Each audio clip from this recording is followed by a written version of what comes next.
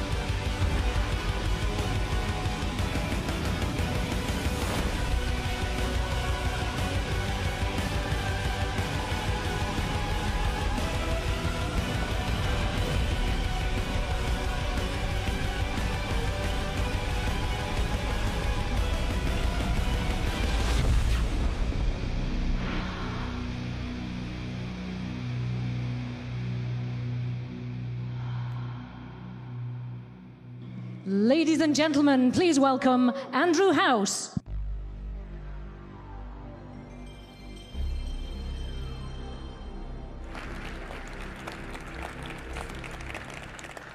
Good afternoon, and to those of you joining us from around the world, good morning, good evening, and welcome. It's a thrill to be with you here today. The stakes are high for what we're going to show you.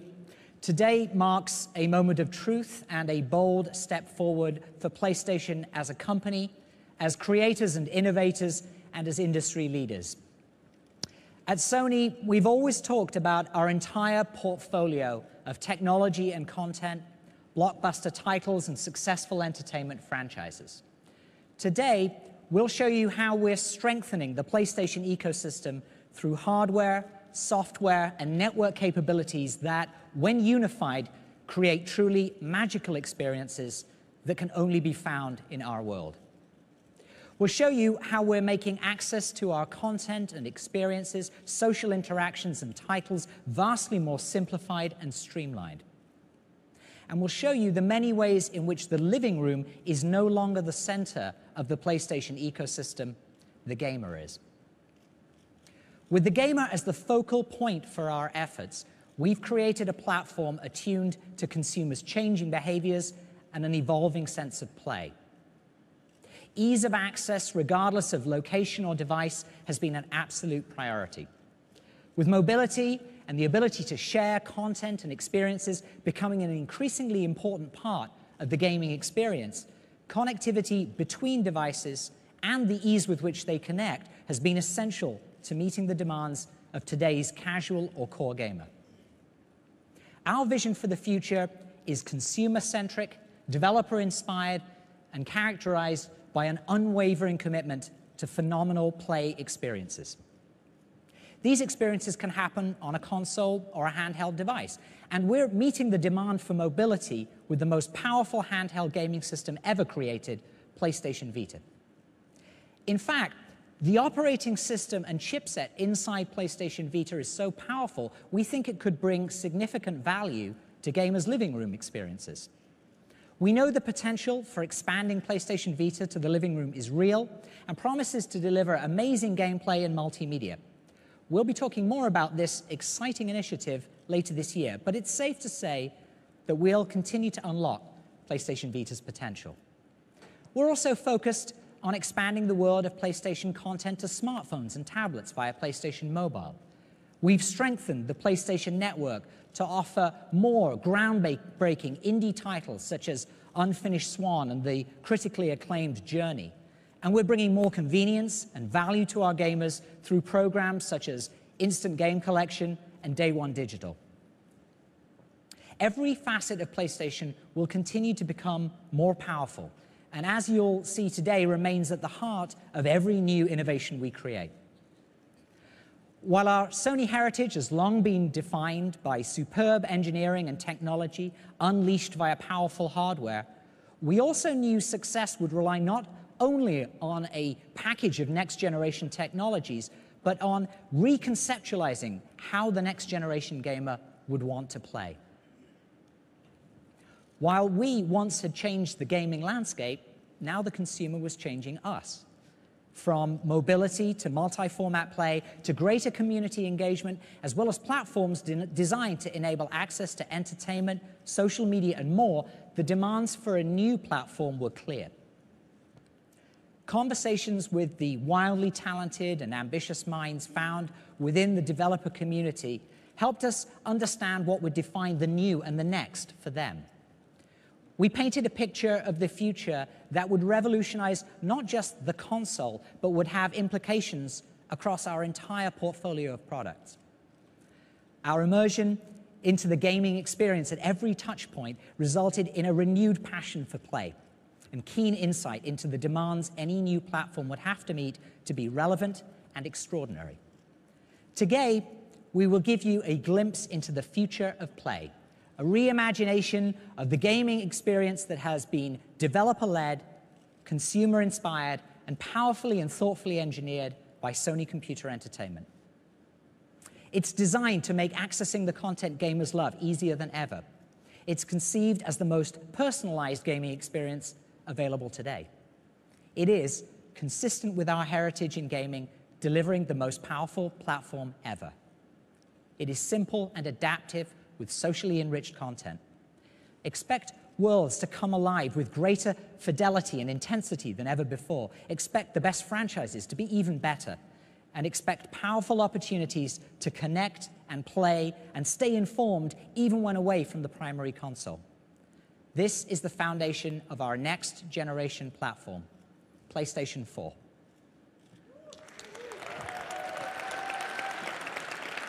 Thank you.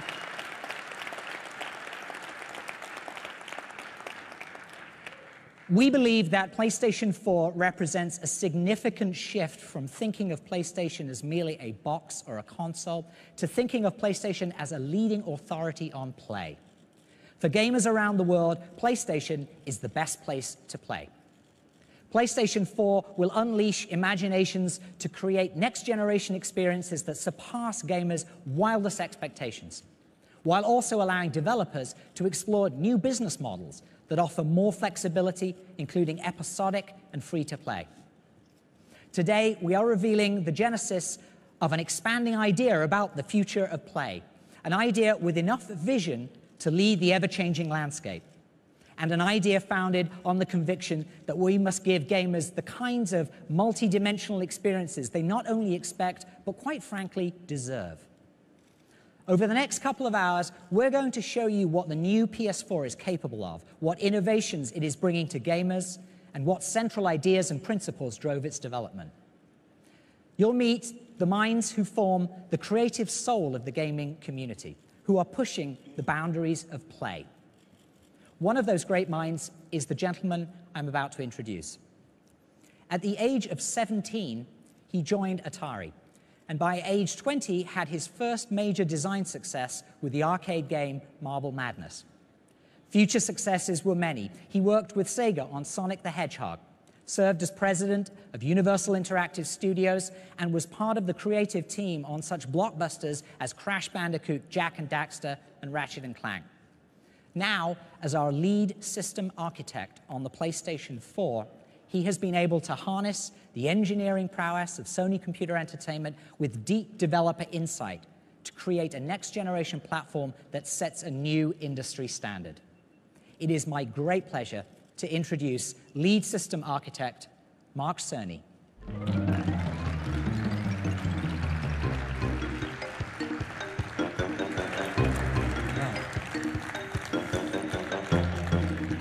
Thank you, Andy.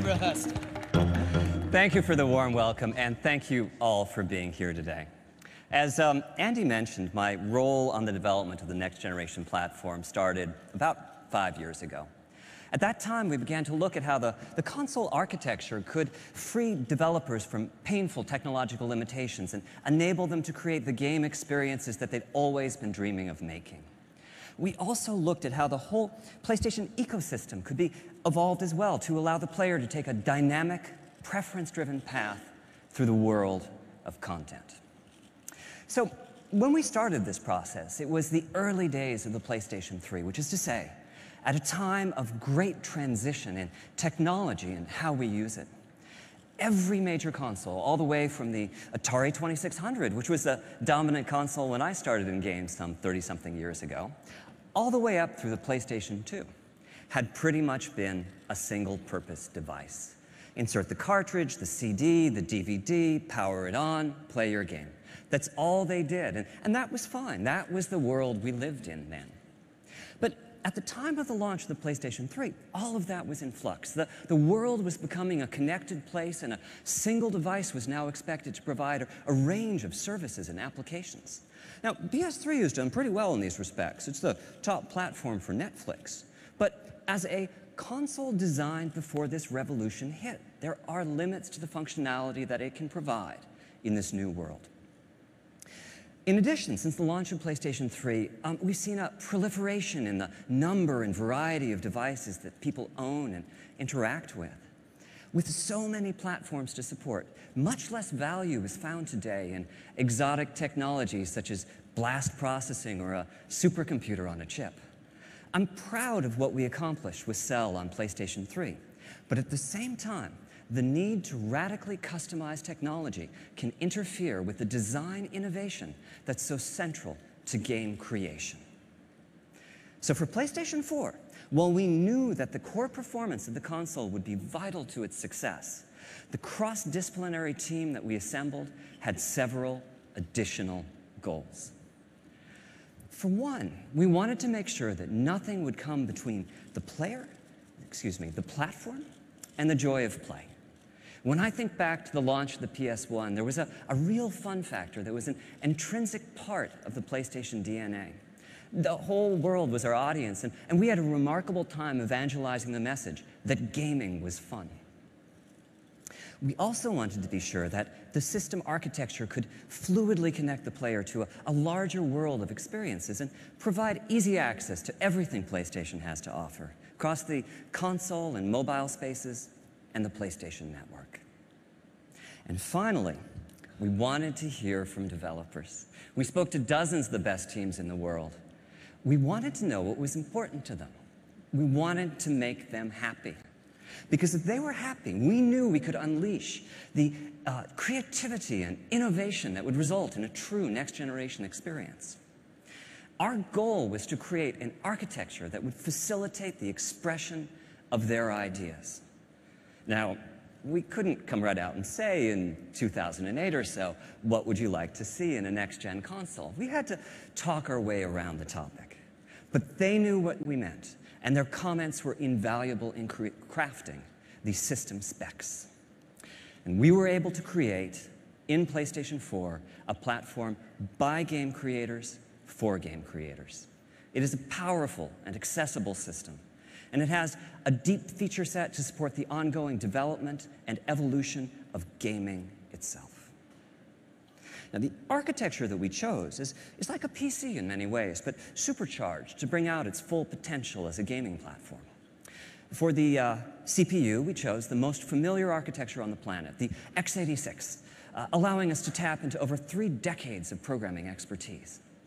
For the graphics processor, we decided to use a highly enhanced PC GPU, something that would be easy to develop for in the early days of the platform lifecycle, but at the same time, a GPU with remarkable long-term potential. And for system memory, I'm proud to announce that we are equipping the system with 8 gigabytes of high-speed unified memory, both satisfying the #1 developer request for ease of game creation and also increasing the richness of content achievable on the platform. And this system memory is backed by the massive local storage that only a hard drive can provide. Overall, this architecture is designed to ensure that the very best games and the most immersive experiences will reach the player. Now, the next few demos are live, so I get the pleasure of sharing with you, for the first time, the new controller. For the first time, the new controller. And here it is, the DualShock 4.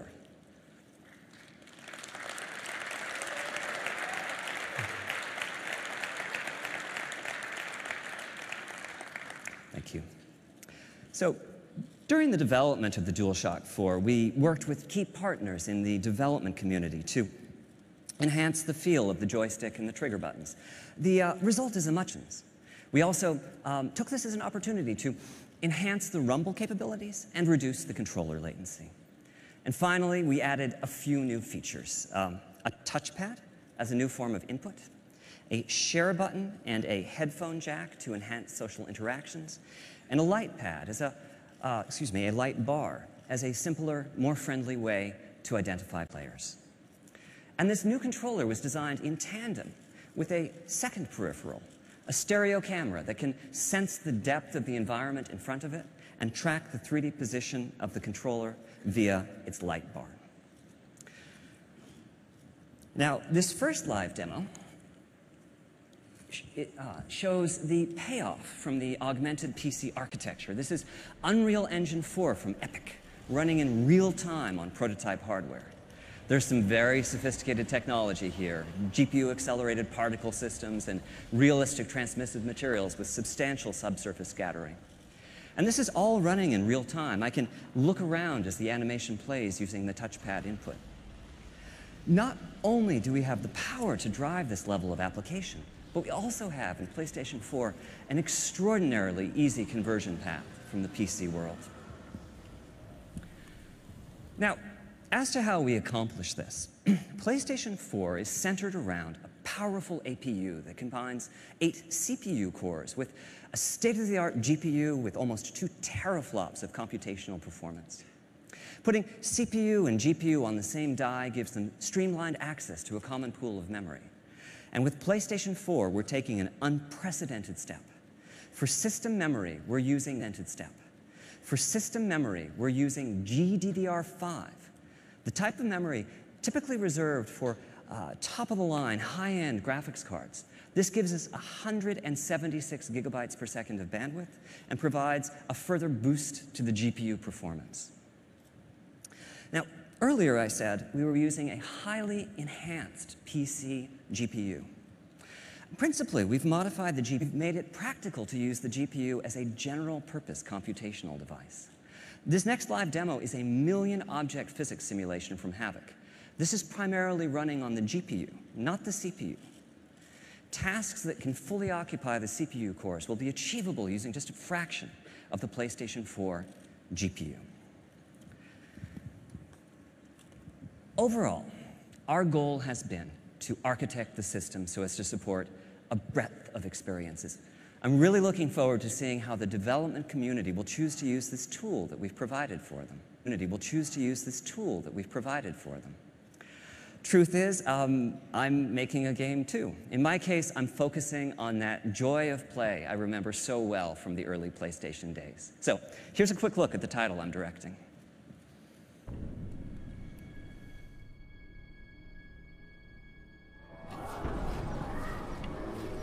War has come to our peaceful land.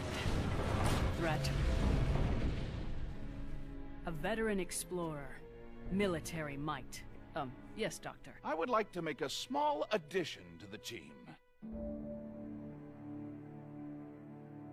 Behold my greatest creation, Knack. Just go slow, little buddy. You'll be fine. He looks a little delicate to me. Knack is capable of explosive growth. He will be invaluable in the fight against the goblins.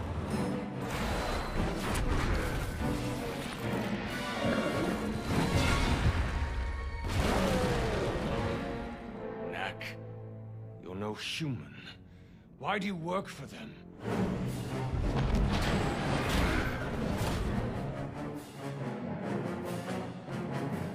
Victor's up to something. The next step of human evolution begins now.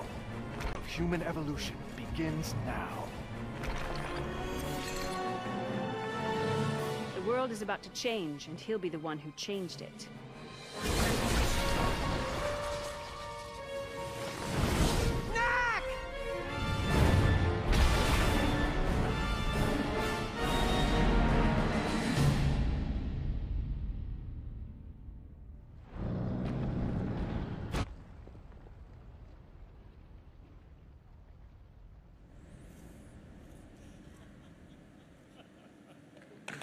Thank you.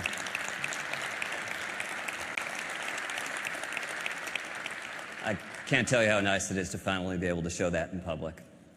So, with the major system components, CPU, GPU, hard drive, memory, controller in place, the next design task for our team was to create the larger user experience that would surround the games. And we chose 5 key principles as the basis for this experience: simple, immediate, social, integrated, and personalized. Now, these are just words, but concepts such as simplicity were extremely helpful in crafting the overall system architecture. Games continue to evolve, some becoming very complex indeed, and the processing power of the system is an exponential leap over its predecessors. But at the same time, we wanted the platform itself to be consumer-oriented with use. For us, simplicity meant that powerful functionality needed to be just a button press away. Speed of response is also vital. Immediacy is no longer an ambition when creating system UI, it's an expectation with players. So on PlayStation 4, we've put together a feature set, assisted in many ways by custom hardware, that radically reduces the lag time between consumers and their content. For one, the hardware supports suspending and resuming of play sessions. Just hit the power button and the system enters a low power state, with the play session preserved in RAM. The minutes that it takes today to boot a console and load a saved game will be a thing of the past. On PS4, you'll just hit that power button again and promptly be back playing the game at the exact spot you left off. PlayStation 4 also has a secondary custom chip that manages uploads. And downloads. As a result, it's possible to download or update games in the background, or even with the main power off. And we're taking this one step further. On PlayStation 4, digital titles are playable even as they are being downloaded. When you purchase a title, you download just a fraction of the data and begin playing. The rest of the data is downloaded in the background as you continue to. Principle is social.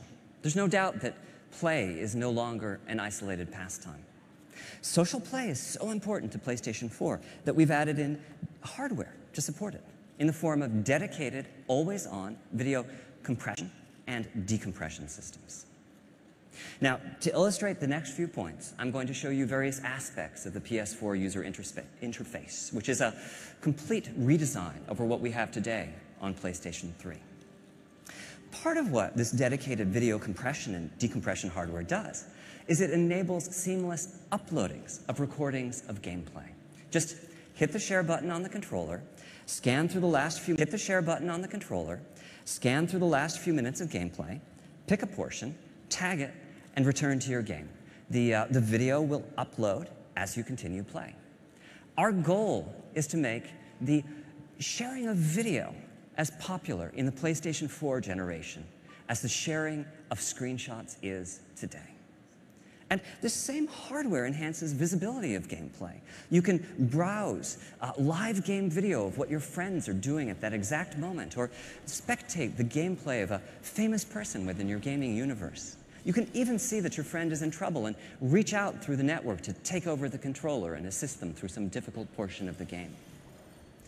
And on PlayStation 4, we are transitioning to a friends network based on real-world friends.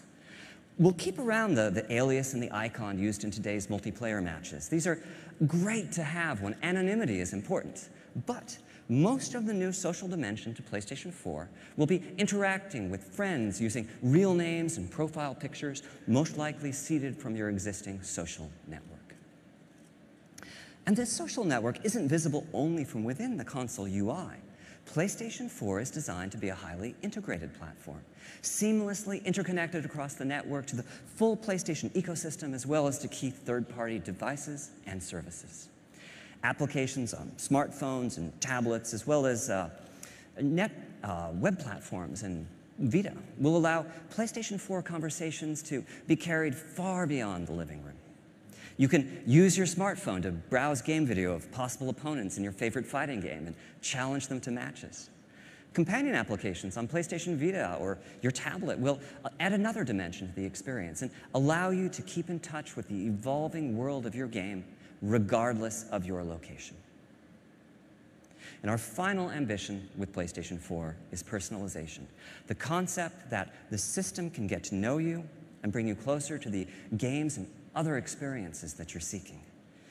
Personalization is a key design principle of the PlayStation 4 interface. You're just a button press away from the latest news about your game titles or interactions with your friends. But as the system learns your likes and dislikes, we can take this a step further. You'll discover content preloaded and ready to go on your console by your favorite creator or in your favorite genre. Our long-term vision is to reduce download times of digital titles to 0. If we know enough about you to predict the next game you'll purchase, then that game can be loaded and ready to go before you even click the buy button. So, in conclusion, an informed system architecture was fundamental to the creation of PlayStation 4. It is and always has been our goal to deliver play that is deeply satisfying. And in order to do that, we knew we would need to design to the dreams and ambitions of the developers who create the content that game players crave. And we knew that these game players would expect ease of access, simplicity, and control over their content and their experiences, and that a successful new platform would need to not only meet, but also exceed their expectations. We've therefore taken a deeply consumer-focused and developer-centric approach to the design of the PlayStation 4, resulting in gaming experiences that evolve and ensuring that PlayStation continues to offer the best place to play. As a developer and creator, and certainly as a gamer, I'm thrilled about the vast potential of the PS4 to empower new and even more compelling game experiences. And that's the end of my section of today's presentation. Thank you very much for your time.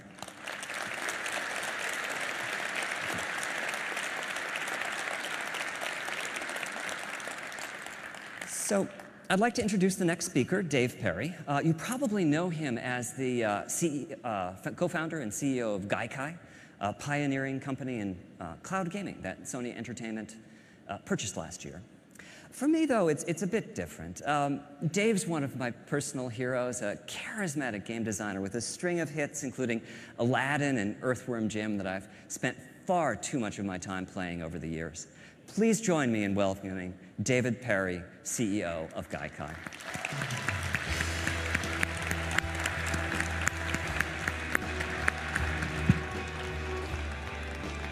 Hey, thanks, Mark. It's truly an honor to be here with everyone in the room. I can't tell you how excited the Gaikai team and I are to be working on the PlayStation 4 platform. They're actually back at our office watching live through the internet right now, so hi everyone. As Mark mentioned, I've proudly spent nearly all of my life playing and creating video games. We all remember powering up our first PlayStation and the adrenaline rush that followed. It wasn't just a piece of hardware that gave us the goosebumps. It was knowing that the PlayStation would be delivering new experiences that pushed the gaming forward into completely new territories. And that's precisely what we're doing with PlayStation 4 and the PlayStation Network. Integrating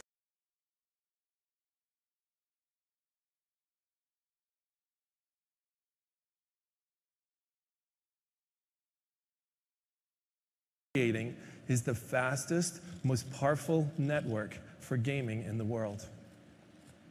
The PlayStation Network will get to know you by understanding your personal preferences and the preferences of your community, and turns this knowledge into useful information that will help to enhance future gameplay. So like when your friends purchase a new game, you'll know immediately so you can join into the action. And with the Gaikai Cloud technology, our goal is to make free exploration possible for virtually any PlayStation 4 game in the PlayStation Store. So imagine you're in the store, you're checking out the latest titles, and you see something that catches your eye. No problem. You can simply press the X button to hop in and start playing the game. Now in the past, not all games were available, and the ones that were had to be kind of the light version, where they had been edited down so that they could be downloaded reasonably quickly. With Gaikai in the PlayStation Store, you'll be able to instantly experience anything that you want. I've always liked that concept of try it for free, share it if you like it, and pay only for the games that you fall in love with. So now we're changing the rules when it comes to social gaming.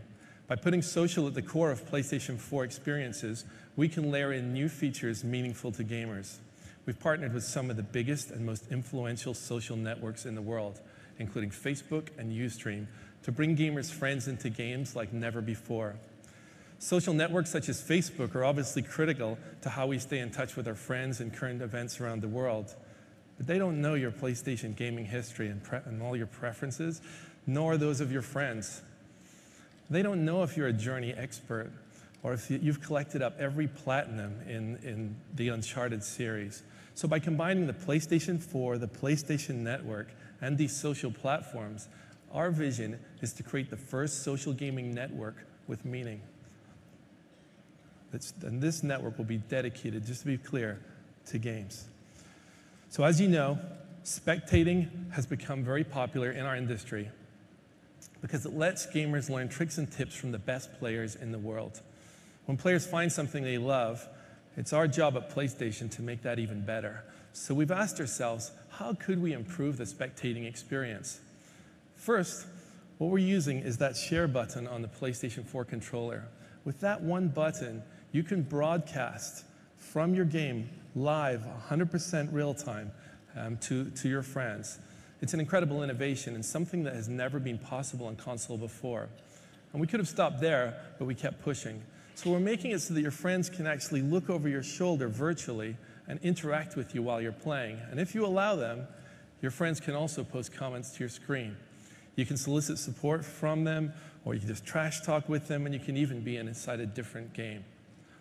But wouldn't it be cool if you were stuck in a difficult level, like you just can't work out how to get through that door?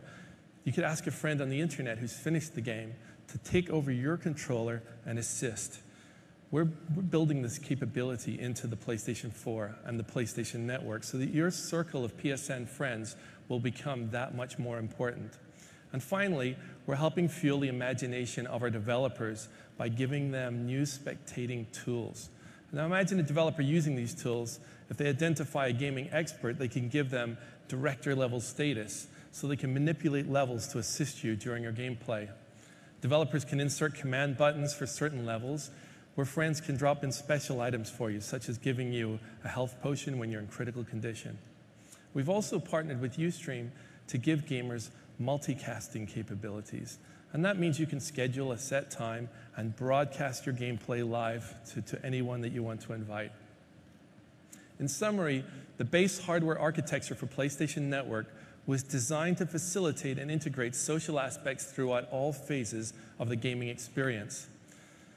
The PlayStation Network wraps you in your favorite content wherever you are, across the PS4, the PS3, the PS Vita, smartphones, and tablets. And we're going to give developers a simple, elegant solution for enhancing their PS4 games on second screens. A key feature enabled by second screens is remote play.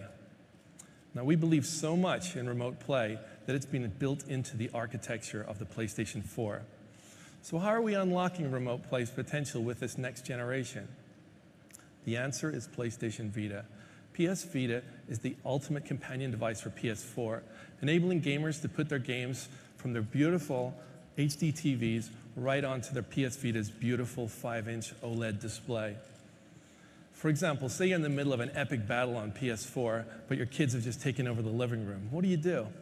Well, it's easy. You just use remote play to transfer the game over to your PS Vita. Now, as you saw, Mark is working on this game, Knack, on the PS4, so we brought a surprise for him today. By using remote play, he can now also play his game instantly on the PS Vita. So what do you think, Mark? I think it looks great. So this is my PlayStation 4 title, Knack, running in remote play on Vita.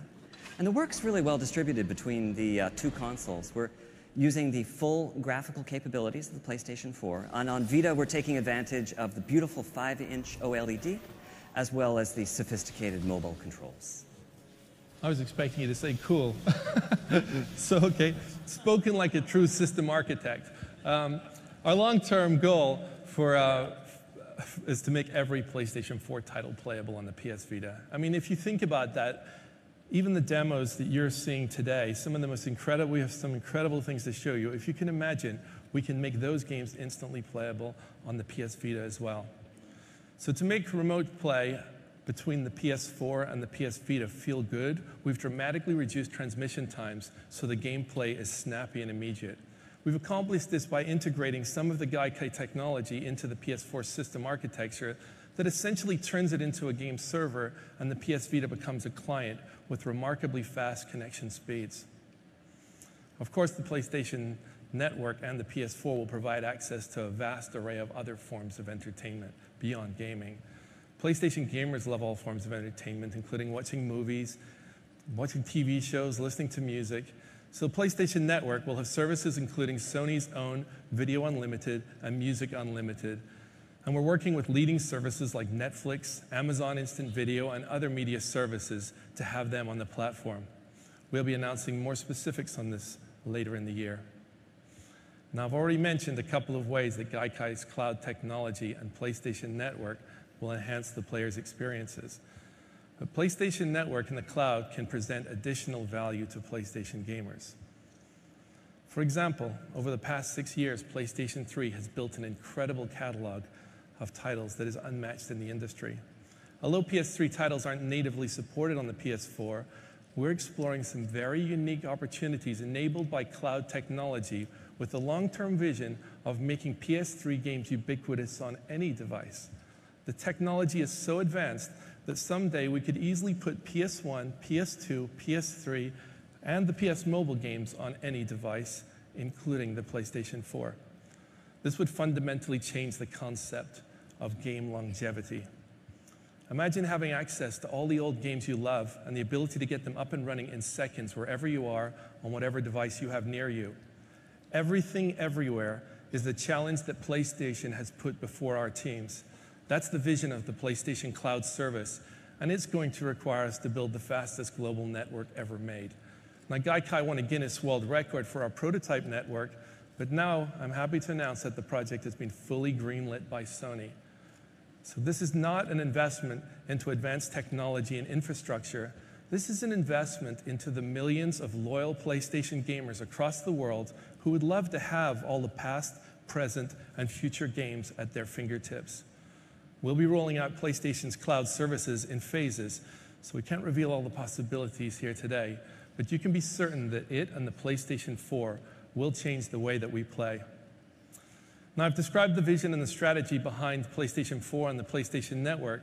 Let's hear how some of the world's most accomplished developers are using it as their virtual platform to turn their creative dreams into reality. Thank you. You know, our industry the past 10 years has seen so many trends come and go. You know, there's been You know, at times people are, you have to do social, you have to do casual, you have to do hardcore, you have to do this, you have to do that. But as much as it's been changing, all of those different trends have been supporting each other. What I love about this console is that I think it's the first time that these trends are going to really be brought together. This is where the promise of what we can do is bigger than just one genre.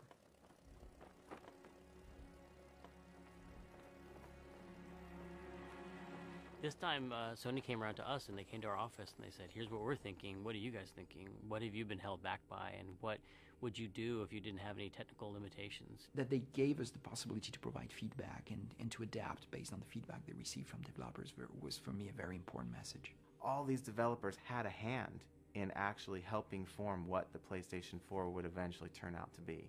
We took all that into consideration to create the system that just works. When we think about the word simple, we've chosen to interpret that with a comparable word, elegance. And to us that means this balance between how complex the simulation or the options or the interfaces are with how deep the experience you can get from it. The more elegant a design is, then the more simple and easy it is to get incredible depth. Where you can have a deeper experience that's still not really complicated, but it's much richer and much more immersive. Everyone has, to some degree, some instinct of craft. They want to make something their own. They want to make it a representation of themselves to other people who know them. Through personalization, there can be a relationship between the kind of content that I'm interested in and how the options are presented to me. So this system actually is very much aware of the player and what's going on in the room at any given point. So for example, when I go to the PlayStation Store, right now I see advertisements and commercials for a lot of games that I'm frankly not interested in. Having a good way to present you the games that you're interested in is very important for us. If we want everyone to be engaged in gaming and love it and understand it, we just got to make it easy for everyone to get into that and not waste everyone's time. That doesn't involve 3 minutes of boot up and disc shuffling and sort of all of these things that are just like a nuisance between the impulse to play a game. So immediacy becomes an important goal. I want to make the decision to experience something or to access something, and I want it right now. There isn't any more waiting time, there isn't any more startup. I literally walk in, pick up the controller, hit the start button, it just goes. It's a huge win for gamers. You're able to download the first bit of the game and start playing it before the next 20 gigs downloads. One button press away, and you get what you want. Historically, console games have been very much like lived in a tower. You go to your living room, you have that experience there, and that's where it happens, and then like you leave your living room and then you have the rest of your life. Looking ahead, integrated gaming experiences will follow you everywhere that you go. The entire world has changed in the way you can interact with many devices wherever you are at any time of day.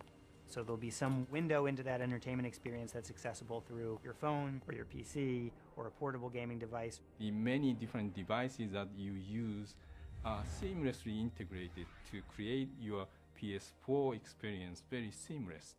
There was a time when the shared experience meant that your friend sat next to you on the couch. Now that we can basically project that across the globe. Offering them opportunities to interact with each other, you know, while they're playing the game, but also outside of the game. The new big feature that we have on this controller is the appearance of the share button.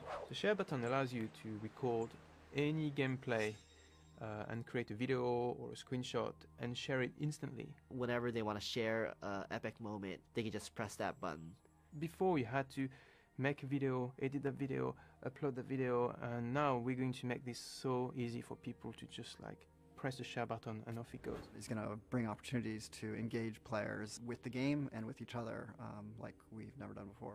One of the neat things about next generation hardware is there's always kind of this mystery. What is the actual ceiling of this thing? What is the potential? How far are we going to be able to push it? The possibilities have just blown open in a way that in previous generations it never had. This is what PlayStation is about. It's about innovation and it's about new ideas. PlayStation 4というのは、非常にプレーンなシステムですから、真っ白なキャンバスみたいなもので、すごくクリエイターにとって腕の振るいようがあるんですね。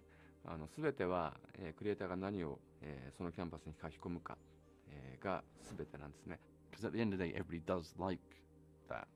Everybody does want to see new amazing things. For me, the three words I would recap would be immersive, magical, simplicity, ultimate play. The game entertainment machine. It's coming soon. It's a connected world. It's the PlayStation. Ladies and gentlemen, from Worldwide Studios, please welcome Michael Denny.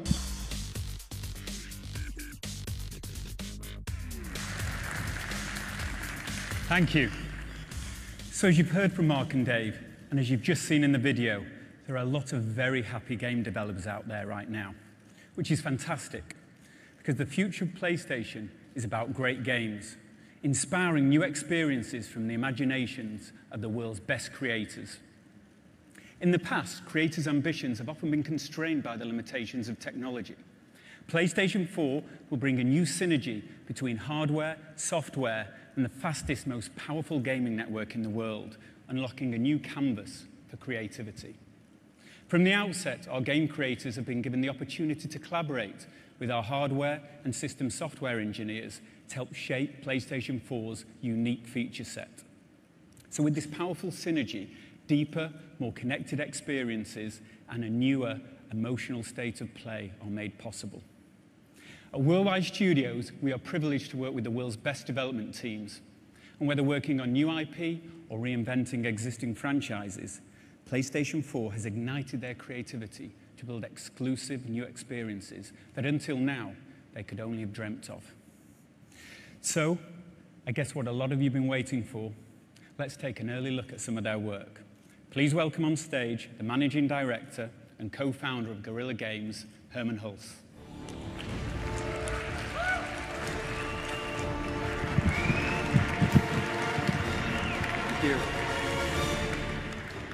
In the near future, mankind has colonized planets in search of resources. However, there's a conflict between two factions, the people of Helghan and the people of Vecta. This conflict is about much more than just resources. The Helghast are fighting for their right to exist, while the Vectans want to protect their way of life. The Helghast have evolved and claim genetic superiority. They are brutal and relentless in pursuit of their so-called justice against the Vectans. This war devastates planets. The conflict draws parallels to Cold War Berlin, with two factions living side by side, divided by a vast wall. This is a story about the loss of home, the search for a new home, and the lengths to which people go to defend it. This is Killzone Shadow Fall.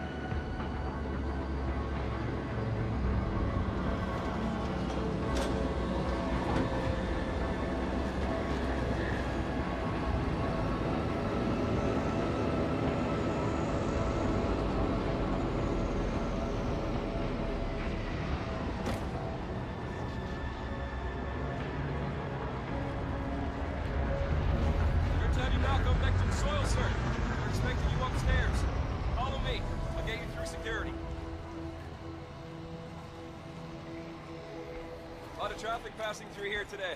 More than usual. They're drafting in units from all over. It's the waiting around that messes with your head. Guess now you're here, things start moving, huh? Nobody gets through without... Back up! Back up! Let him through! This way, sir.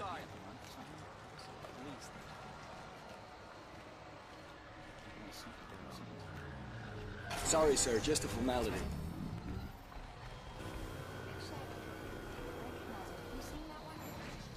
Okay, clear. Please proceed.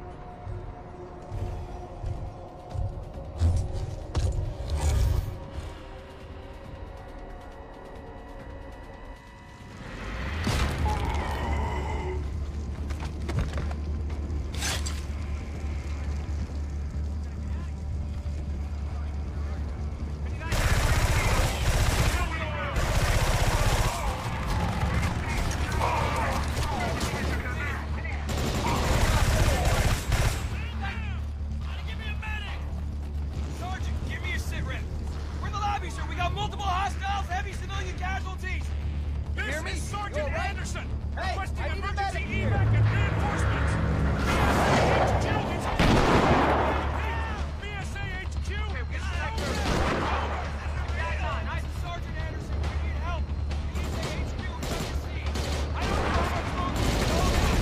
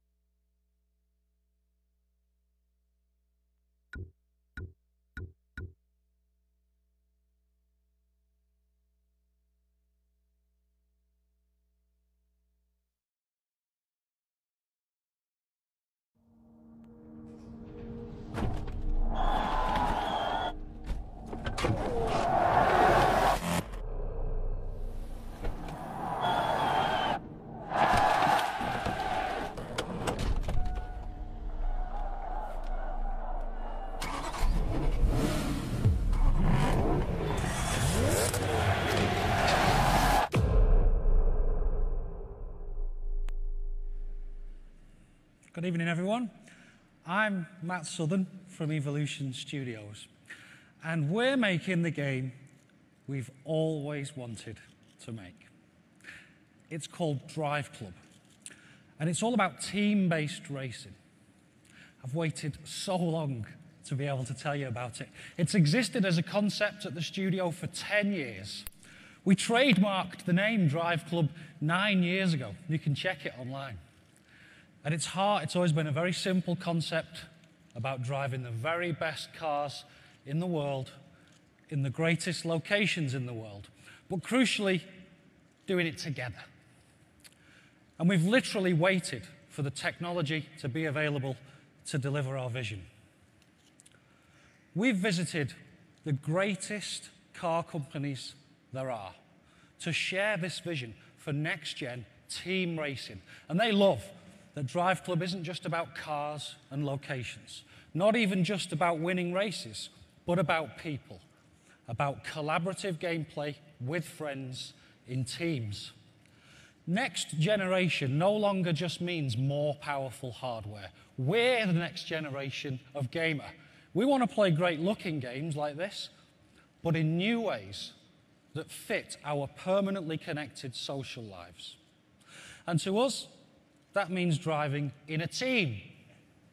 Drive Club is a game to play in real clubs, asynchronously and in real time, against other clubs all around the world. The gameplay isn't specifically about races, it's about challenges, and rewards you for playing in groups even if you aren't top of the leaderboard, much like the best squad-based first-person shooters do. I can also fire up the Drive Club app on my phone or tablet, pick a race type, pick the cars, pick any time of day, in any weather, at any time of the year, set a time, and then send that challenge all around the world. Then I can watch the drama unfold as hundreds of players and clubs try to become the best at my challenge. We're talking 24/7, untethered access to your club, no matter where you are, home or away. Plus, whether it's a short team drag race or a weekend-long 1,000-player tournament with hundreds of teams, every section of every track is packed with challenges. First-person games are also great at transporting you and your friends fully into their worlds. And we're using first-person perspective to make sure you and your mates feel exactly how you should when you own a car like this. We're recreating them with obsessive love. These are two of the fastest production cars in the world, the Hennessy Venom GT and the Koenigsegg Agera R. And they're as close as you'll get to the real thing in terms of detail and accuracy, with totally correct material parameters painstakingly measured from the real thing using our custom-built photometric apparatus. We've gone borderline insane with real-world details and subtleties. We've modeled the direction of each microscopic metallic flake of paint in multiple layers. We've emulated the effect of each individual thread in the weave of the carbon fiber, so the pattern alters realistically with the lighting angle. The lights themselves are fully modeled using multiple layers of reflectors and lenses that refract the real bulbs underneath. And we've modeled those rainbow patterns you get when you wax the plastic headlamp covers. Even the suede and carpet have a fiber direction map, causing them to reflect light differently when they've been brushed or touched. In fact, let's climb into a car now. This isn't cockpit view, this is true first-person racing. The exquisite feeling of opening the door, breathing in the experience, strapping yourself in, and firing up a 1,200 brake horsepower engine. Ladies and gentlemen, it's such a thrill for a studio to be asked to help define new PlayStation technology so that we can finally bring our vision for team-based racing to life. That's just a brief glimpse of Drive Club. We can't wait to show you more. Thank you.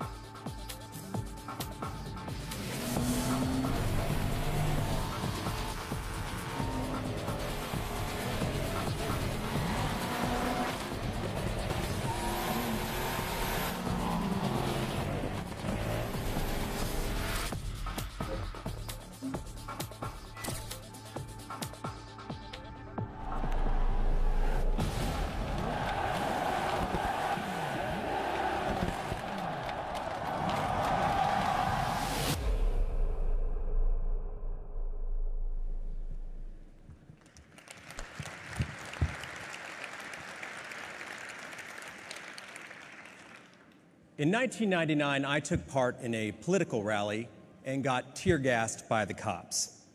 Now, up until then, I'd always thought the police were there to protect me, to protect the people that I cared about. But on that day, they didn't. We all want to feel safe, right?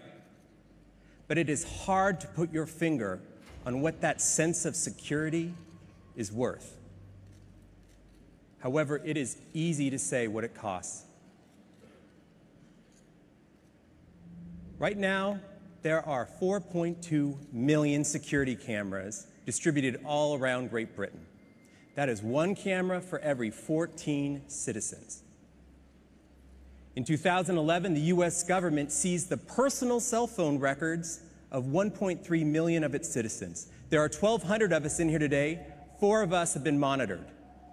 And 2 years ago, American travelers spent a combined 75,000 years waiting in airport security.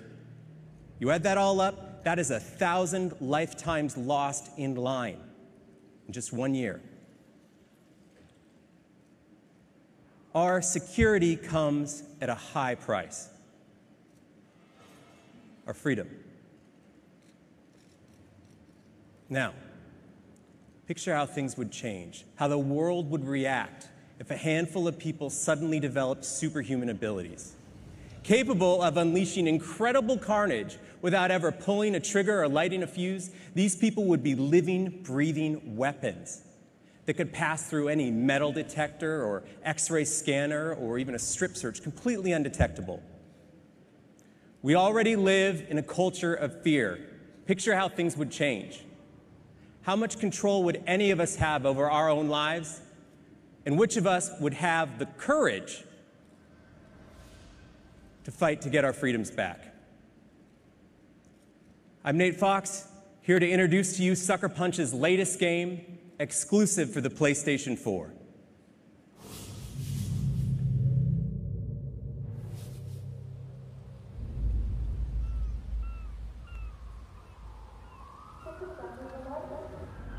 Your safety is our top priority.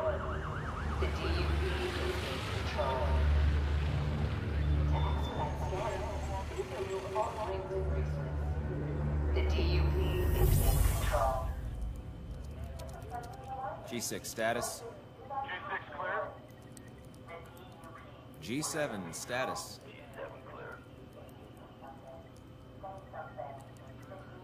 H1 status. What the hell?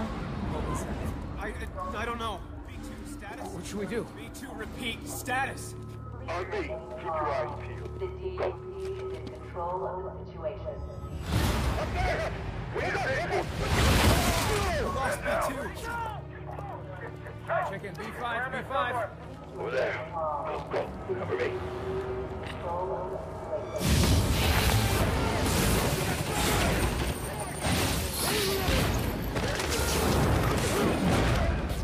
I want him alive. Stop right now! On the ground! The DUP is in control of the situation.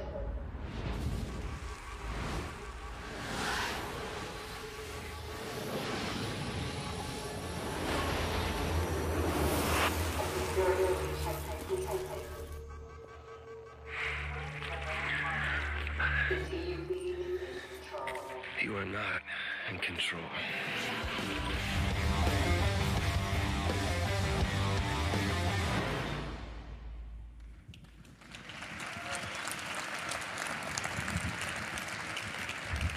Thanks, Nate. And I'm pretty sure he's just won the backstage suite for the coolest game introduction of the night there.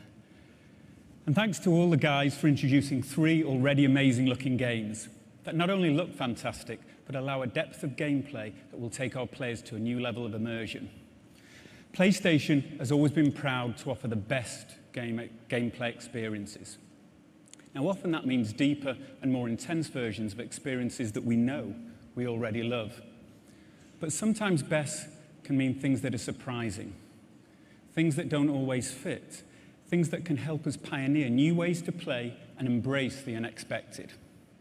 PlayStation will always be a leader in encouraging creators to push the boundaries.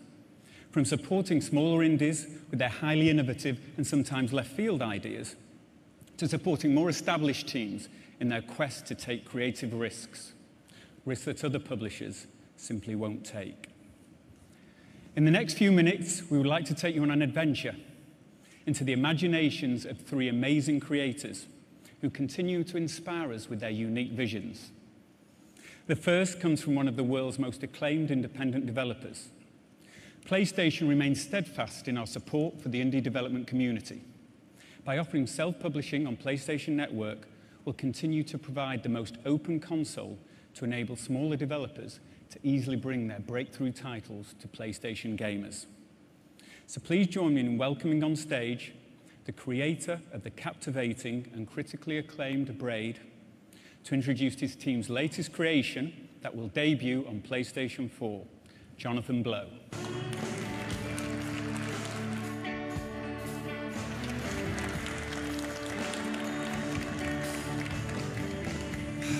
Hey, I really don't know what I'm going to do to follow up after all those explosions, but we'll see what happens, I guess. Anyway, due to the success of Braid, we've managed to found a new small development studio, and we've been working on our new game, which is called The Witness, for 3.5 years now. It's a game where you explore a mysterious abandoned island and solve the puzzles that you find there. But at its heart, at its core, it's a game about epiphany, that instantaneous transition of the mind that takes you from confusion to understanding. You know, one minute your situation seems impossible, you have no idea what the solution to your problem would even look like. And then the next minute you see everything. It's all very simple and clear. And you wonder how you couldn't have seen this solution before. You know, a lot of games have these kind of little aha moments in them. But in The Witness, we take this aha substance and distill it into a concentrated form. And in doing so, we make design decisions the opposite way that most games would. The Witness takes place in an open world, so you can go wherever you want to at any time. But whereas most games in open worlds try to make their worlds as big as possible, so you'll be impressed by the sheer scale of the endeavor, in The Witness, we're trying to make the world as compact as possible so that you have a very dense experience that makes the best use of your time. Wherever you're standing in this open world, there are 3 or 4 different destinations with completely different themes within 20 seconds of walking from where you are. New interesting things around every corner, and everything in the world is carefully placed, and everything is where it is for a reason. A lot of games try to pad their playtime so that they seem long, but in this game, we work very, very hard to cut anything that's redundant. There's no filler. Now, it's a puzzle game, but the puzzles aren't just arbitrary. They don't exist just to be puzzles for you to solve. Every puzzle has an idea inside it, and on the design side, we work very, very hard to communicate in a nonverbal way the essence of each idea. Now, even with this focus on compactness, we've managed to put together a game with 25 hours of gameplay, of unique puzzles, everyone bringing you something different. And in the release window, PlayStation 4 will be the only console that The Witness is on. Now, it's a game that happens really all in your mind, much more so than on the screen anyway. But nevertheless, tonight we've put together our first official trailer, which I'll show you now. Let's roll the clip.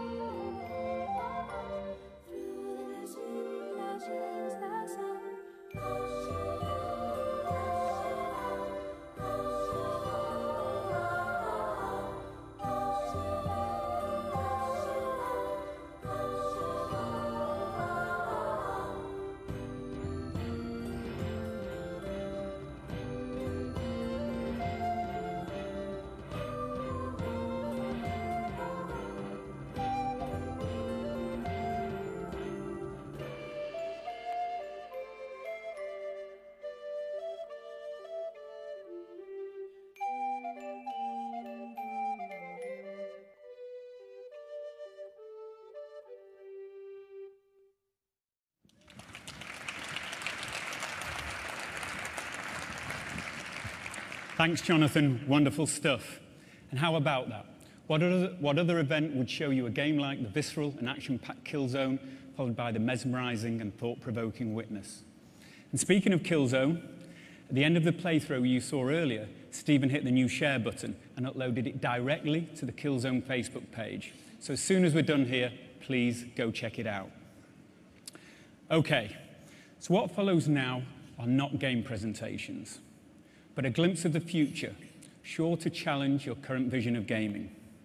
Two of our wonderfully talented creators will give us an early glimpse into their concepting process and demonstrate what is possible when you combine PlayStation 4 with unbridled creativity.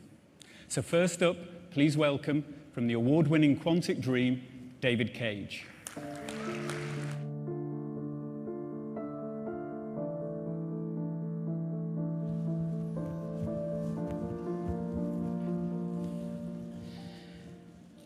When people ask me, what is the feature you want the most on future hardware platforms? My answer is always the same: emotion. Getting the player emotionally involved is the holy grail of all game creators. We all try to trigger intense, subtle, and diverse emotions. We try to make players forget that this is just a program animating pixels on the screen. We don't want them just to watch something. We want them to live it and suspend their disbelief, experiencing that magic moment where they live in a different reality. Emotion is something complex and challenging to capture. It's conveyed by graphics, animation, sound, cinematography, dialogue, of course, gameplay.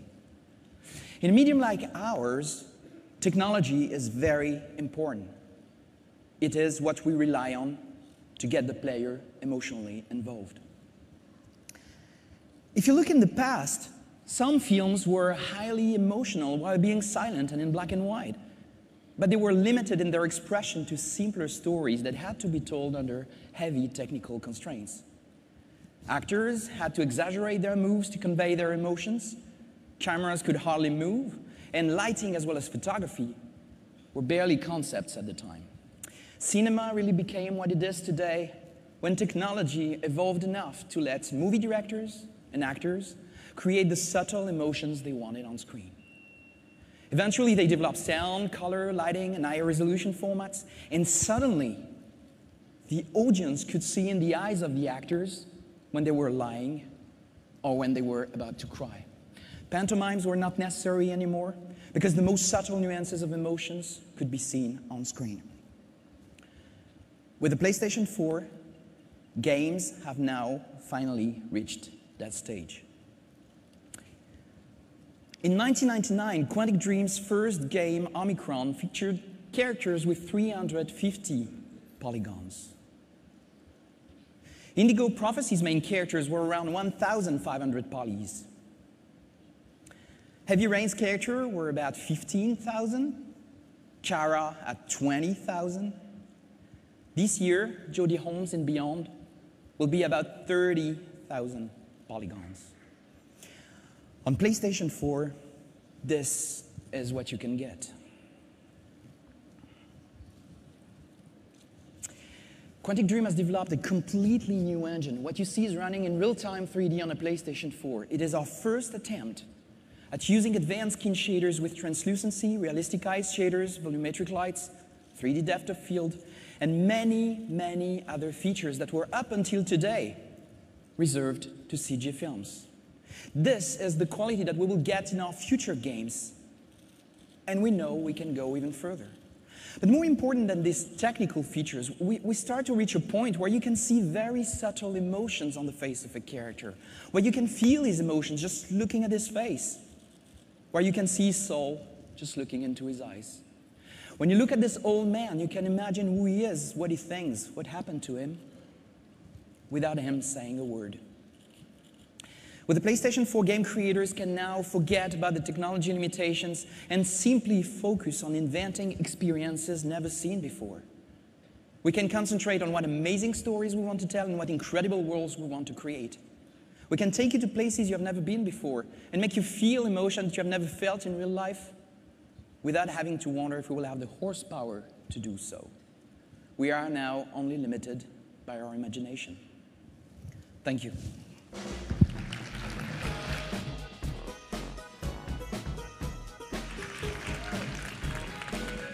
Wow, David, please can I have a copy of that skin shader?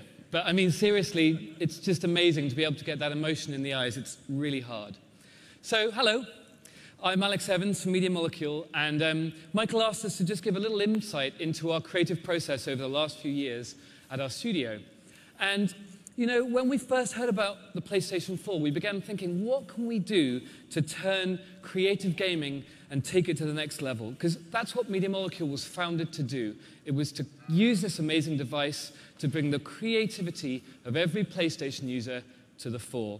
And creativity takes many forms these days, whether it's taking a picture, cosplaying as Kratos, or 3D printing a customized character. It's easier than ever to show off your skills. And with the internet, you can reach millions of people.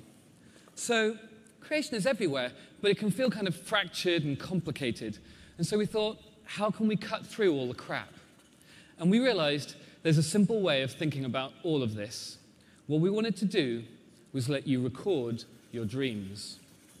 Think about that for a second. Record your dreams. You see, the PlayStation 4 for us at Media Molecule should be the creative console. It's the place you go to be inspired. It's the place you go to experience other people's dreams or to make your own. It's the place you go to create. And the only question for us was how. When we looked at how people create digitally, especially in 3D, things just haven't changed in the last 5 or 10 years. As a graphics programmer, vertices, textures, UV mapping, they've been the bane of my life and the artists I work with for many years. I call it the tyranny of the polygon. And so we asked ourselves, how could PlayStation 4 change this? How could the insane power per dollar that only a next-gen console deliver, how can we sweep away the techie mess? How can we redefine digital making and overcome the tyranny of the polygon? So we've done 2 years of research into this, from motion capture to stereo cameras to advanced user interfaces, touch interfaces. Basically, we tried everything, and it got more and more complicated, more and more space age. It just did not feel like recording dreams at all. And then we discovered that the single most powerful, accurate, and precise tool for 3D creation was right under our noses. It was the Move controller. Now, finally, at last, after a troubled relationship, we've completely fallen in love with this thing. Dear Move controller, I'm sorry. It's taken us so long to realize this, but we're going to marry you with the power of the PlayStation 4. We are going to revolutionize making. You're great. So one of the first things we built with this was a sculpting tool, and we've been using it for a while now. Once we stopped thinking in terms of memory budgets, schedules, pixels, we forgot about the technology and we just started doodling, just sketching, put that at the heart of our creative process. A really lovely thing happened. We started having real fun making, collaborating, sketching, remaking. It doesn't matter where you start out because you can take a left turn at any time that inspiration strikes and go somewhere even cooler. It's a free-form creative journey that I think of a little bit like cloud watching, except that you can reach in at any time and change and shape it to whatever's in your head. Behind me, you can see a time-lapse of one of our sculpts playing back literally as it was made, because we record every single move that you make. And because it's such a quick and free-form thing, before we knew it at Media Molecule, we had made hundreds of these things. Imagine this multiplied from our tiny staff to the thousands and millions of brilliant PlayStation users online. Every single one of these was made entirely with the Move controller. And it's a kind of performance. You're able to put down your ideas as fast as you can think of them. It's this combination of the PlayStation 4's power with the Move's unique accuracy, which allows us to ditch all of the 2D fiddly camera controls and nasty user interface. It makes 3D sculpting easy for beginners and deep for advanced creators. And if you're like me and haven't quite mastered sculpture yet, then we're going to allow you to use the creativity of all of these people to collage and create ever larger sets, game levels, stories, with the simplest possible interface. You just hold your controller and click to assemble your dream. Of course, this isn't just about sculpture and collage. With PlayStation 4, with the creative console, we wanted to change making in every way, whether it's music, gaming, or storytelling. And the point is, it's fast to create. What you're about to see was recorded live in one take. It's someone's dream brought to life with PlayStation 4.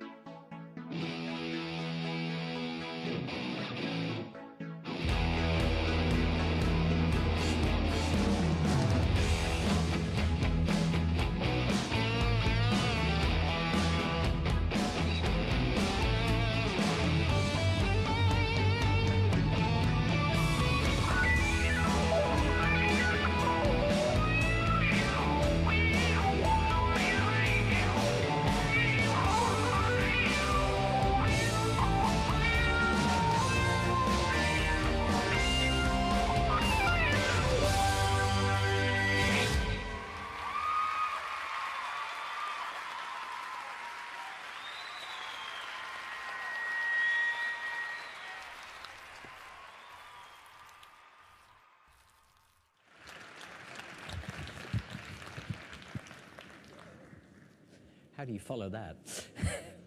Thanks very much, Alex.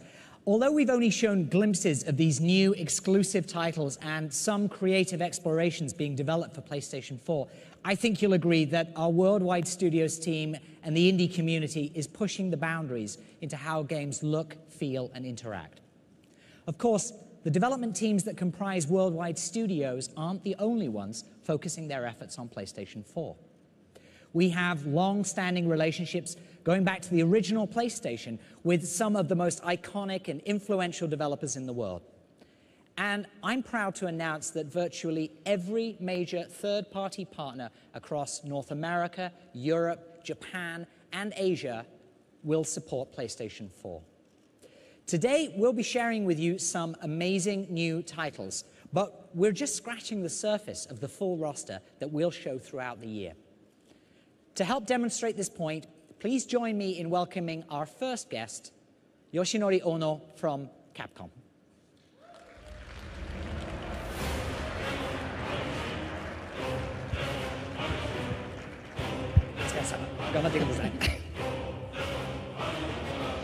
Hi everyone.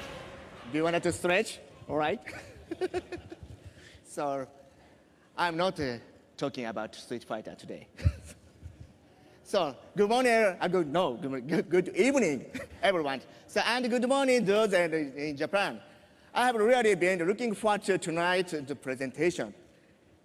You have no idea how badly I wanted to tweet about it, but I persevered. It feels good to finally be able to talk about this stuff. I hope you are eager to listen as well. This event is being streamed to Japan as we speak. So we will be conducting this presentation in both Japanese and English. 日本の皆さん、おはようございます。これから日本語で僕がプレゼンテーションをさせていただきます。カプコンは今までのタイトル、テクノロジーの進化、これはプレイステーションと一緒に歴史を歩んできたと言っても過言ではありません。Capcom's technology and the games themselves have changed a great deal over the years, keeping pace with PlayStation's evolving technology and business style. プレイステーション1の時代、我々は 2D アニメーションからバイオハザードというタイトルで 3D に大きく変革のテクノロジーをしてきました。The technology of the original PlayStation allowed us to move beyond the 2D sprites to which we'd grown accustomed and break new ground with IPs such as Resident Evil. プレイステーション2の時代、DVD ロムという新しいビジネススタイル、そしてエモーションエンジンという新しいグラフィックエンジンを我々は手に入れて、新しい IP、鬼武者シリーズとデビルメイクライを作り出してきました。The DVD-ROM technology and the Emotion Engine, brought to us by the PlayStation 2, allowed us to create visually stunning titles that took advantage of newly developed graphical engines. Titles such as the Onimusha series and Devil May Cry would not have been possible without the technology that the PS2 brought to the table. そして PSP の時代です。今まで家庭用でしかできなかった経験を外に持ち運ぶ、そしてネットワークにつなぐ、この形で我々はモンスターハンターシリーズを生み出してきました。The PSP allowed us, for the first time, to take our PlayStation experience out of the living room and into the world, using communication technology to bring such experiences like the Monster Hunter series to life. 2D アニメーションのシンボルであったストリートファイターシリーズ、そして恐怖体験のシンボルであったバイオハザードシリーズ、これを今の時代にしっかりと蘇らしたのもプレイステーション3の技術があったからだと思っています。The most gorgeous 2D art the Street Fighter series could muster upon its rebirth. The progression and evolution of the Resident Evil series and the utter fear that it instills, all this immersion, all these fantastic effects, we owe it to the PlayStation 3 format. 我々はこのプレイステーション4の時代、新しい時代へ走ってみたいと思っています。And now here we are, with the announcement of the PlayStation 4, we are proud to help usher in a new era of entertainment. 我々は今まで MT フレームワークというエンジンを使って開発を続けてきました。We've been hard at work developing a new engine suited to the PlayStation 4 and its power, the next evolutionary step from our MT framework engine. プレイステーション4、この新しいビジネススタイル、そして新しいグラフィックエンジンに対応する新しいエンジン作りを今進めています。We continue to refine this engine to ensure that it takes advantage of the incredible technology, power, and business style that the PlayStation 4 embodies. このエンジンコードネームパンタレイは新しいテクノロジー、そしてそのテクノロジーを使うツール、そして新しいゲームデザインに対応するべくただいま目下開発中です。This new engine, codenamed Panto-Ray, by taking advantage of current technology and providing the tools necessary to harness it, will allow us to take game design in entirely new directions. 本日はこのパンタレイの上で動いている新しい IP、そしてプレイステーション4の上で実際動いている映像を今日は皆さんにお届けしたいと思います。I'd like to show you a little something. It represents a new IP running on the PlayStation 4 using the Panto-Ray engine.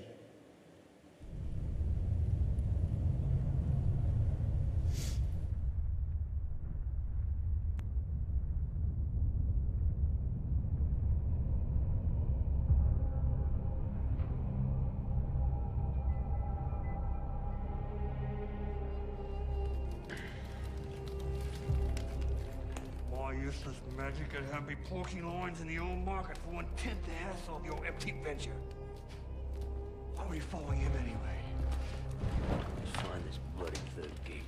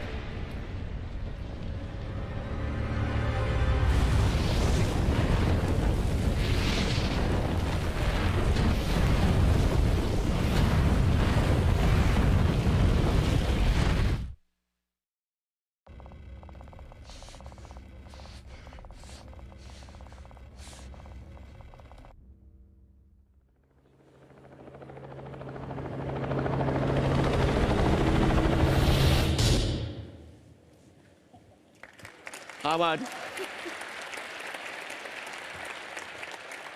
このディープダウン、そしてパンタレイは今目下開発中です。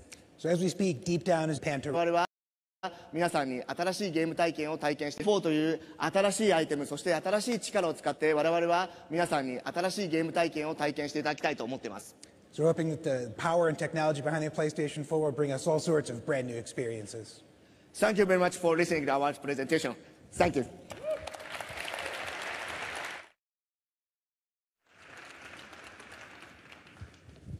Thanks very much, Ono-san. Domo. Arigatou gozaimashita. Footage looks remarkable and brand new IP. We're really excited by what Capcom has in the works for PlayStation 4, and we'll be sharing more later this year. Square Enix is another major partner developing for PlayStation 4. As you know, our relationship with Square Enix dates back 16 years to when Final Fantasy VII appeared on the original PlayStation. Since then, our partnership has fostered some of the most innovative gameplay and rich cinematics and storylines that gamers fell in love with. Please join me in welcoming to the stage Yoshihisa Hashimoto from Square Enix to tell you more about their support for PlayStation 4.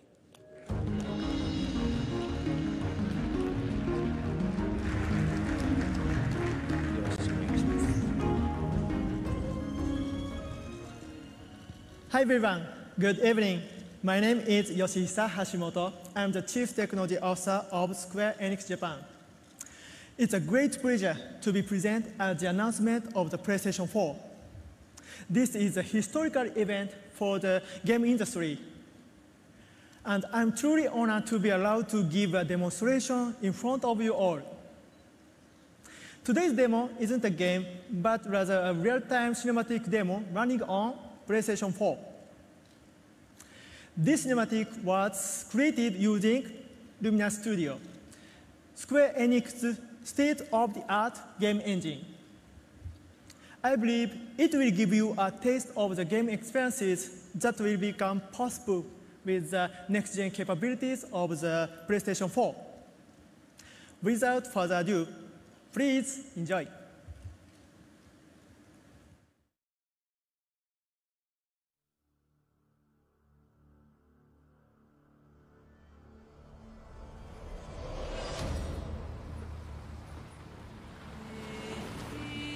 Hear me, mighty servant. With an offering of light and darkness, do I invoke the ancient pact of binding. Once more, the wicked stand before us, threatening the sacred communion between your realm and mine. Rise, and from the time-torn rift shall our power rage forth and bring down destruction. Never is it here. That presa through hoy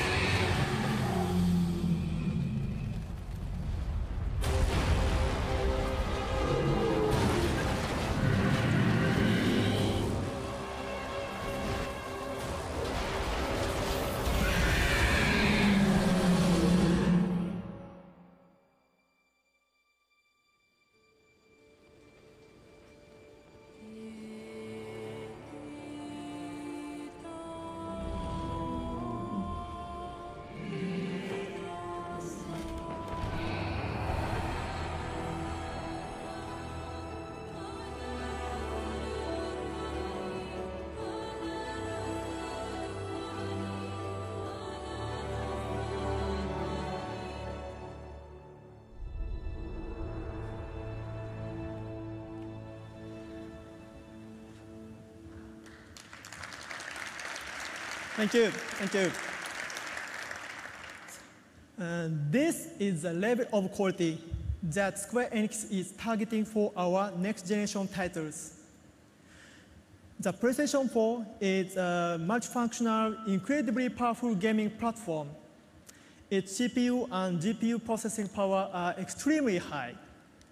And it has massive amount of memory, and even has wonderful social features. And the development environment is excellent, flexible, and super easy to use. In short, it's a game developer's dream. Thanks to the PlayStation 4, the possibilities of gameplay experiences have been greatly expanded, and players will be enthralled by the new generation of gameplay that will appear on the PlayStation 4. So my part is ending, but we have one other piece of information to share with everyone. I'll give the floor to the other Hashimoto to tell you about it. Well, Mr. Shinji Hashimoto, please take it away.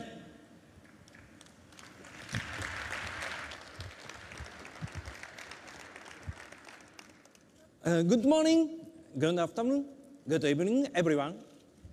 My name is Shinji Hashimoto. I am the brand director for Final Fantasy at Square Enix.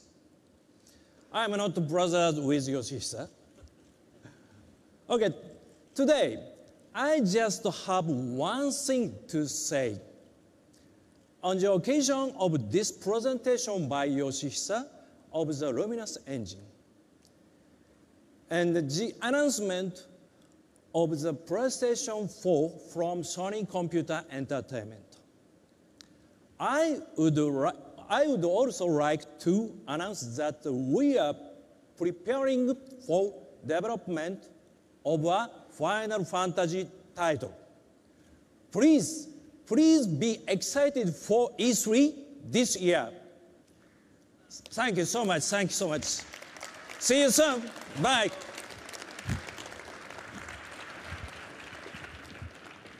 Thank you, Hashimoto-san.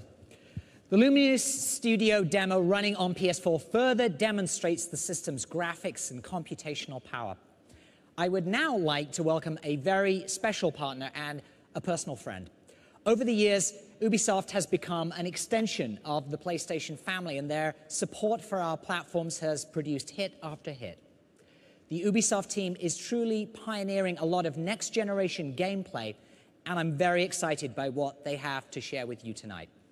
Please welcome Ubisoft co-founder and CEO, Yves Guillemot.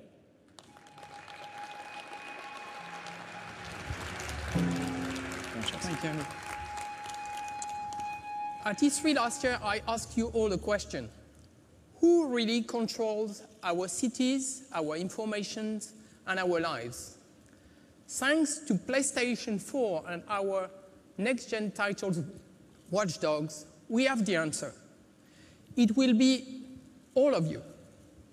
Next-generation games blur the lines between the real and virtual worlds, more than ever before.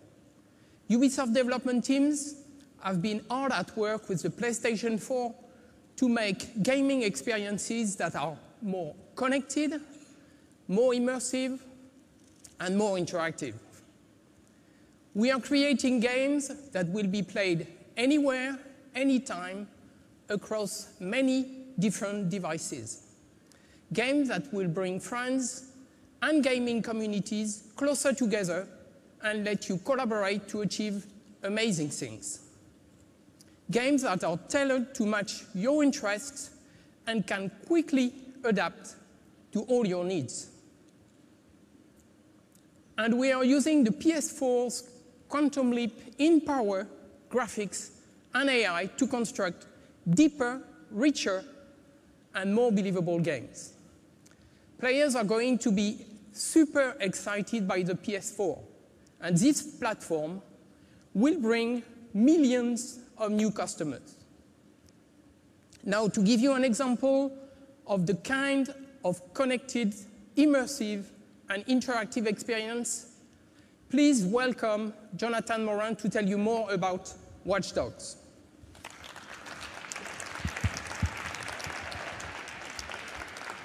Thank you very much, Eve. Hello, everyone. Finally back on stage to talk about Watch Dogs. Hyperconnectivity has changed us. It started with computers, mobile devices, and then we all got one of these.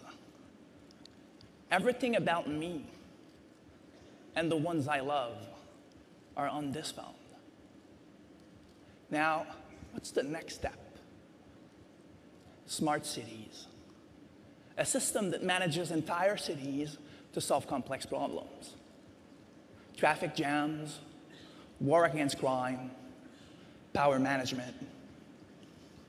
In Watch Dogs, you're going to control all of it.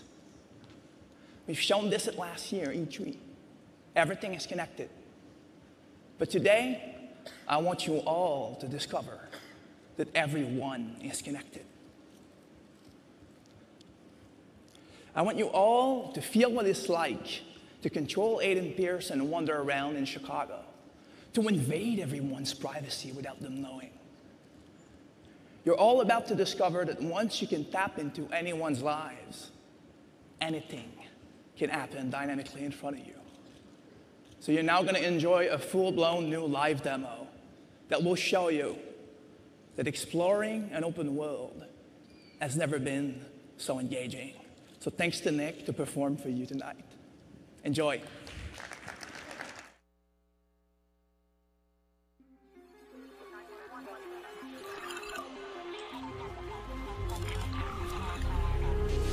Pierce has been identified as the man responsible for all attacks. The heart of America. Feels like somewhere it must have skipped a beat.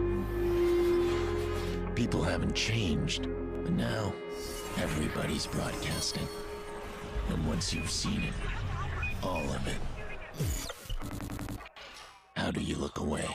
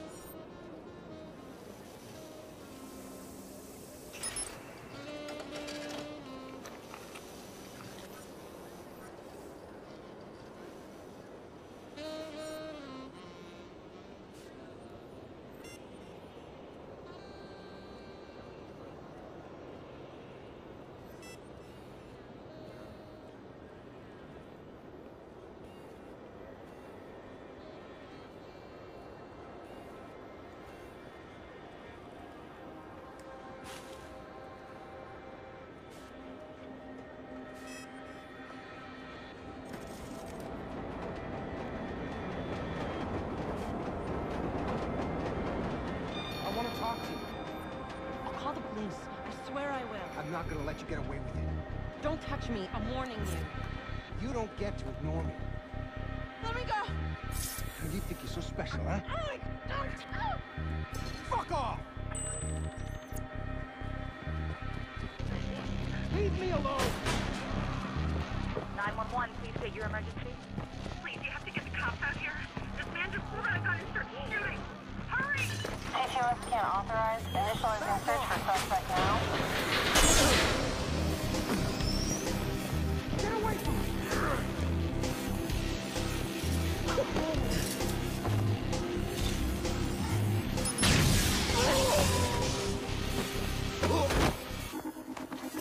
Put out an all squad. We're on this suspect. Over. Police, hands on your head!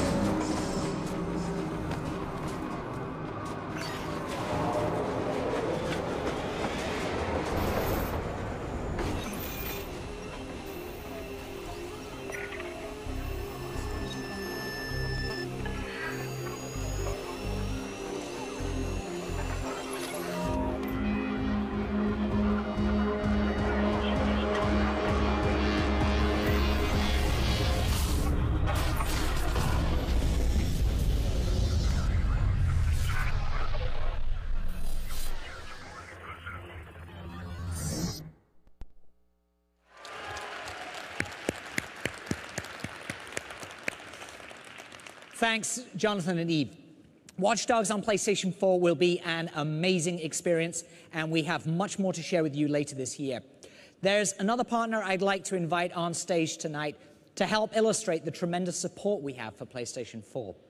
This iconic developer is known for making some of the most immersive and creative games anywhere.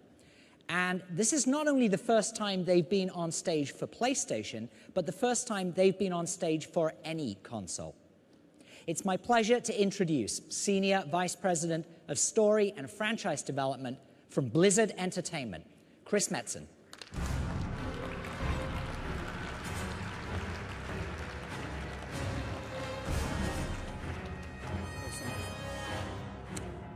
Good evening.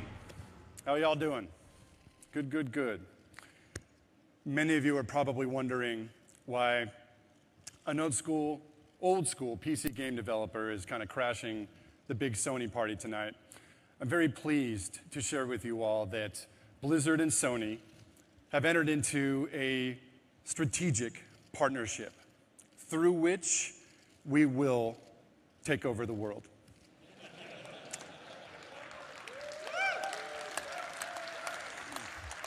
Oh, if it were that easy. You know, one of the things that people don't really know about Blizzard is that we actually got our start as a console game development shop. You know, we cut our teeth on making games like Lost Vikings, Rock and Roll Racing, Blackthorn. Thank you. Old school. You could say that console game development really is just in our blood. We're very, very passionate about it. And all these years, we've really played on the PC side of the street. We have held a deep desire to get back into the mix and to bring console players, you know, some of the home-cooked, you know, imagination and adventure that we love to develop. The trick was always going to be how? How do we do it? We spent a lot of time thinking about which of our franchises, you know, could translate to console. Which, if any, of our game products could make the jump while still maintaining their accessibility, their playability, their ease of use. We know, in partnership with Sony, that we have our game. So I'm very pleased tonight to announce the game that Blizzard Entertainment will be bringing to the PlayStation 4.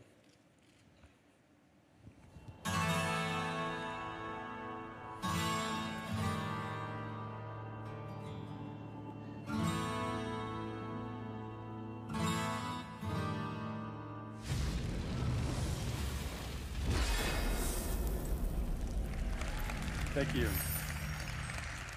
Diablo III will be available for the PlayStation 4 as well as the PlayStation 3. Actually, right now we have a version running on the PS3. It's amazing. It runs well. It looks great.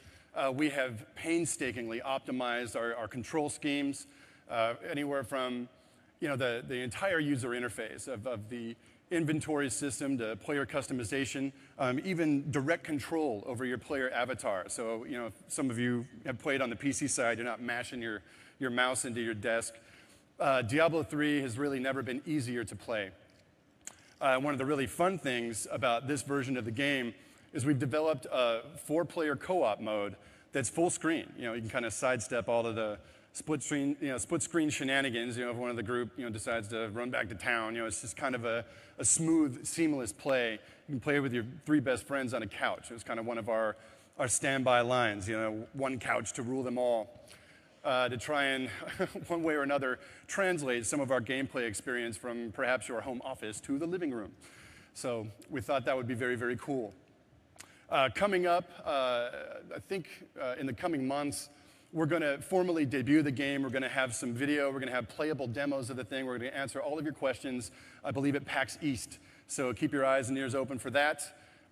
We can't wait to show you how this thing looks. It's just been amazing to watch it come together.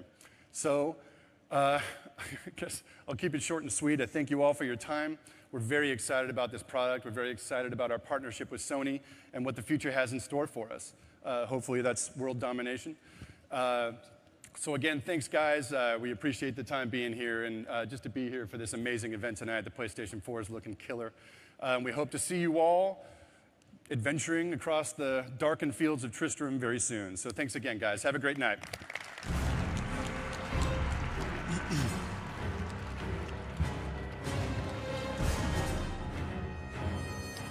Yes, it's me again. Now, there's one more partner I'd like to invite on stage tonight. This publisher is known for making not just some of the biggest video games on the planet, but some of the biggest entertainment franchises in any medium on the planet. They are one of the driving forces behind turning video games into mainstream popular culture. It's my pleasure to welcome to the stage the CEO of Activision Publishing, Eric Hirschberg.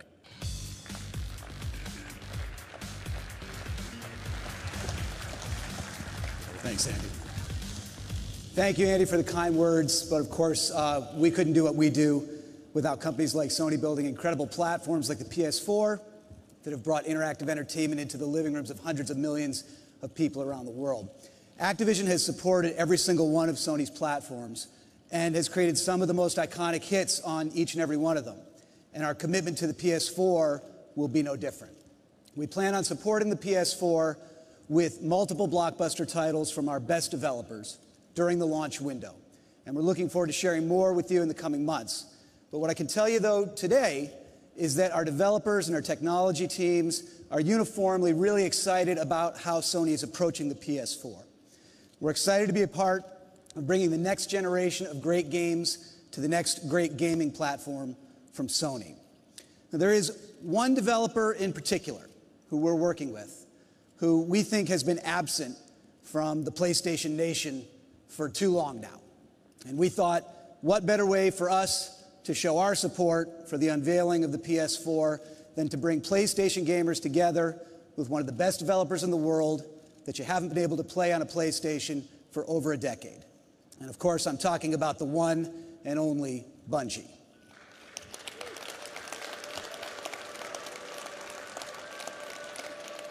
Last week in Seattle, we gave the world its first glimpse into our ambitious 10-year project together called Destiny. And Jason Jones, the visionary developer, co-founder of Bungie, and project director of Destiny, wanted to say a few words about why he's excited to bring Destiny to the PS4 and also to unveil a few more glimpses of in-engine footage here tonight for the first time. Take a look. Hey everybody, it's great to be here. I want to tell you a little bit about what Bungie's been doing for the last few years. After Halo, we ask ourselves the question, what next? What's worth doing? When you have a studio with this much talent, what do you point it at? How could we take a genre that we know and love so well, the first-person shooter, and turn it on its head again? And our answer is Destiny. Bungie's next great FPS. In Destiny, we've created a fantastic new universe for players to explore, full of mystery and adventure. We've built a persistent online world where players grow and customize their characters. And we focused from the beginning, not just on the great competitive experience that players demand from a shooter, but to make sure that playing Destiny cooperatively with your friends was going to blow your mind. Destiny is going to be amazing on PlayStation 4. It's a great piece of gear. And we can't wait to see what PlayStation fans do when they set foot in our world for the first time.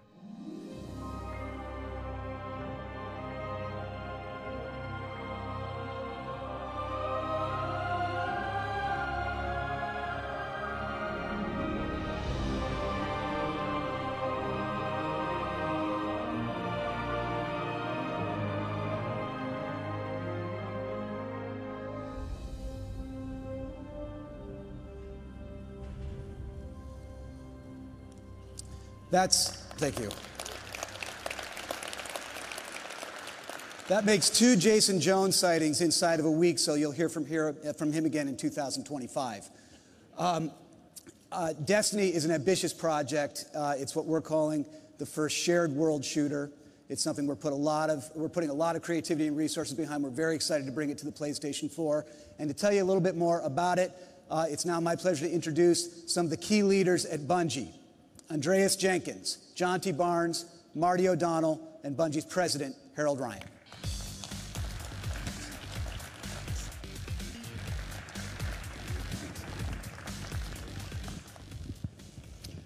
Hello, PlayStation Nation. When Bungie became independent, we were really excited about bringing our games to a bigger audience. Our partnership with Activision, and now Sony, will allow us to do just that. Destiny is an ambitious and innovative game. It's a perfect fit for the PlayStation 4. Like the PlayStation 4, Destiny is an online, connected experience. Like the PlayStation 4, Destiny lets you access the content you love from multiple devices. And like the PlayStation 4, Destiny is designed to entertain you for years to come. We're proud to announce today that at the launch of Destiny, both the PS4 and the PS3 versions will be available.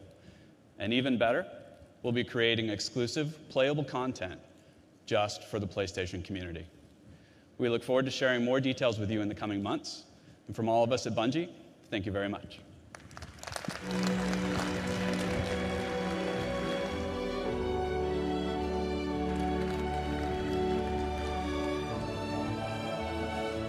Thanks, guys. Needless to say, we're ecstatic to bring Destiny and exclusive content to the PlayStation 4, and we know the Bungie fans will love it. To all of you who have joined us today, whether in the room or via live stream, thank you so much for being here. The arrival of PlayStation 4 presents an enormous opportunity to dramatically evolve the gameplay experience. From intensified power to enhanced social capabilities, to bigger, better, and more immersive gameplay, and a simple adaptive interface, we believe PlayStation 4 proves that we have more to offer than ever before. We look forward to continuing the conversation and demonstrating why PlayStation is the best place to play. Thank you very much for your time, and good night.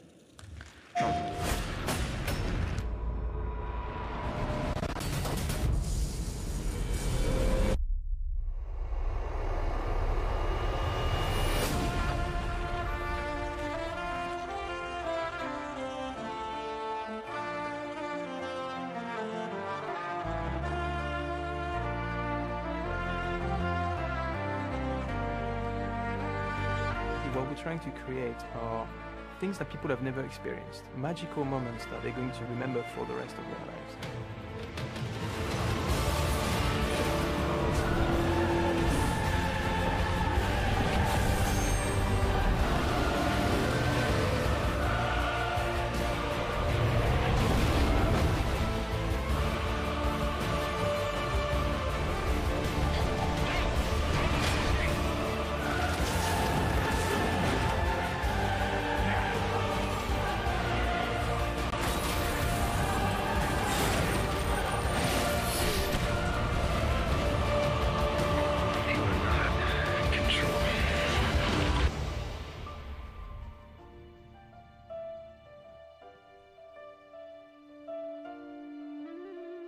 I would like to make a small addition to the chief.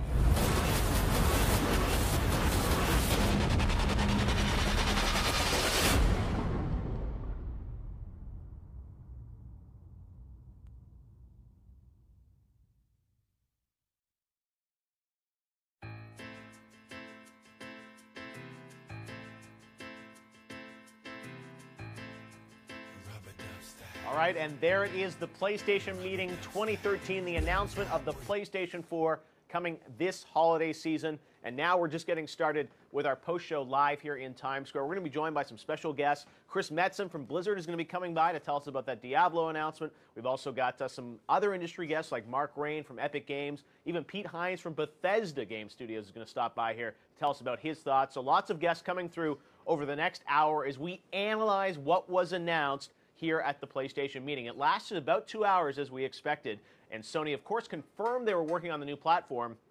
They talked a lot about the details, and of course, some of the leaked information was correct. A lot of it was correct in terms of that brand new controller. One interesting thing is we didn't see the PlayStation 4 box. A lot of people wondered in advance, well, you know, why hasn't this leaked? Well, I guess the reason is maybe they haven't decided what it's going to look like, or they're certainly not sharing that yet. So we know the PlayStation 4, we've seen the logo, we've seen the controller, we have not seen the system. One interesting thing is that Sony spent a lot of time talking about making the system more developer-friendly, and that's something that has been very important, I think, in this generation, that developers have said working on the cell processor is very hard to work on. So now they've moved to more of a PC architecture.